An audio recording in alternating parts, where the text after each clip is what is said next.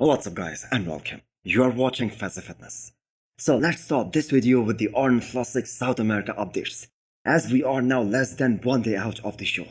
So let's give the credit to all the promoters who hype up the show so well every year, especially at the athletes meeting. Now, we have seen in the past that the bodybuilding fans in Brazil, they are some of the most passionate bodybuilding fans out there.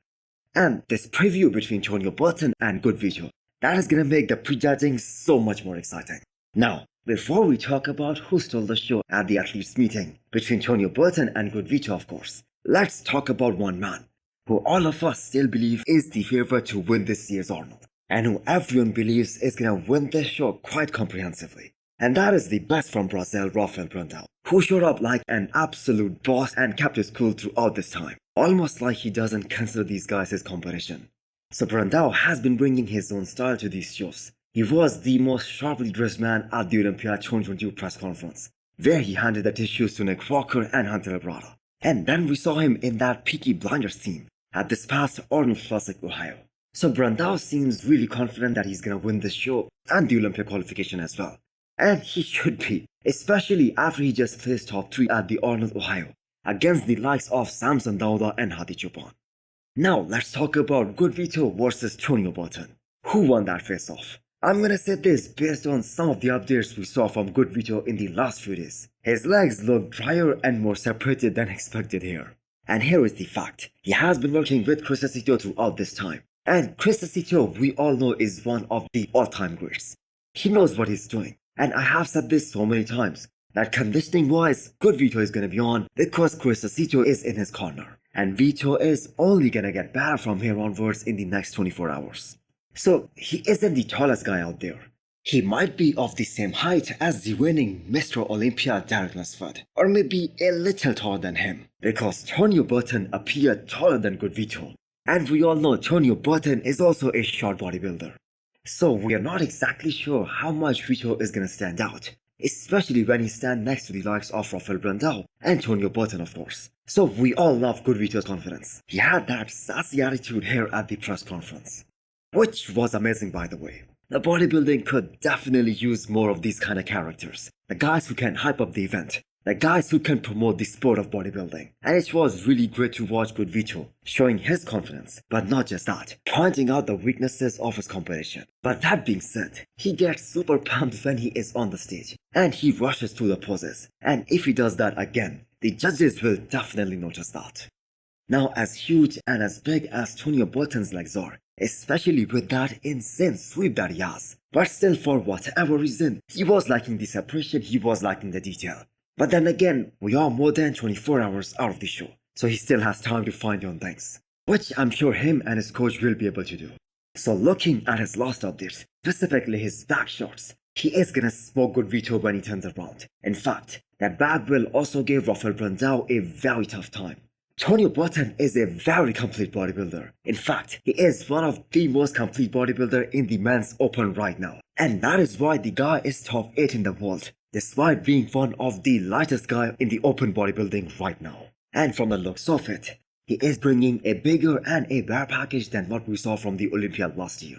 So the real question for Tonio is that if he doesn't win it in Brazil tomorrow, will he do Detroit Pro next weekend and secure his Olympia spot there? Because he has a very good shot at winning that show. The prize money for that show is 25 grand, but so far there hasn't been any confirmation from Tonio regarding that. And we know the reason. It's because he is just focused on winning the Arnold Brazil for now.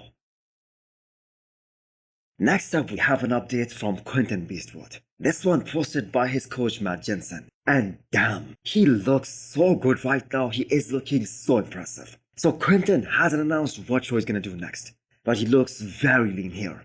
So I have to say the lighting and a good pump, that makes a night and day difference in the overall look of a physique. Because either the updates posted by Quinton yesterday, they were quite old, or they were taken without a solid pump. I'm gonna stick with the first statement that I made, that those weren't recent pictures. So when Quinton was asked who does he wanna stand next to come stage time, his answer was the same as it has been in the past: Samson Dauda and Andrew Jagd. Because these two guys fall in the category of tall athletic mass monsters. And Quinton is the tallest of them all. And if he's able to qualify for the Olympiad this year, which I'm sure he will, things will get really interesting. So Quinton is a big fan of Samson and Andrew's physique, because these guys represent classic lines in the men's open bodybuilding, but at the same time both of them are pretty damn huge as well. So Quinton falls in that same category as well. I mean, that was the reason he took more than 2 years off, to pack on more size, to be more dense, to be more bigger. So this is one of the most anticipated comebacks of 2024, because the last time we saw him on the stage, that was at Texas Pro 2022. So the next time he steps on the stage, that is gonna be after a gap of almost 2 years. And I truly believe that this new version of Quinton is gonna be a lot more competitive. So time and time again, we have heard people praise him, that he might have some of the best genetics today. And I have to agree, they are not wrong. So let's see where he lands this year, especially if he qualifies for the Olympia. Next up, we have the mutant Nick Walker. So if this update is a recent one, this marks 6 weeks out of the new pro. And man, everything is looking so big on Nick Walker, especially in his upper half. It literally makes his head look small. And Nick Walker's upper body has always been superb. But we all know he's always gonna play catch up when it comes to his legs. His upper body is so heavily muscled and so dense. Definitely one of the best out there. And it isn't like he doesn't have big quads. He just lacks that outer sweep, and that is why he doesn't have as crazy of an X-frame as some of the other top competitors, and specifically from the front. And it is so crazy that his legs from the side and from the back, they're probably some of the best among the top group of Olympians, but it isn't the same case from the front. So just imagine Nick Walker having the same quad sweep as Horsendi. He would have been undeniable. But this is bodybuilding we are talking about, and that is genetics for you. So 6 weeks out, Nick is gonna get drier and more separated every week, as he gets closer and closer to the show.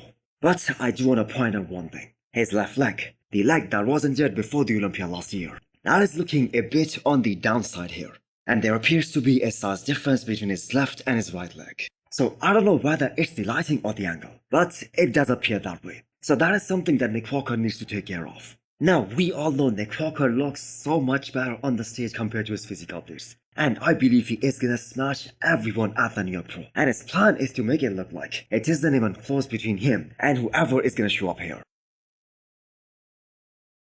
Fabian Selvan is finally gonna be competing this weekend in Classic Physique, and that is gonna be at Charlotte Cup. I have featured him multiple times during this prep, and this is gonna be his first ever Classic Physique show. And this has been a long time coming as well. So as of right now, he is looking absolutely stunning. And he fits every criteria that is there in order to be called classic. Especially from the front, he is as classic as they come. So it is a huge lineup of 19 guys in classic physique at this show. And honestly, there might be a totally new face who's gonna come out of nowhere and steal this show.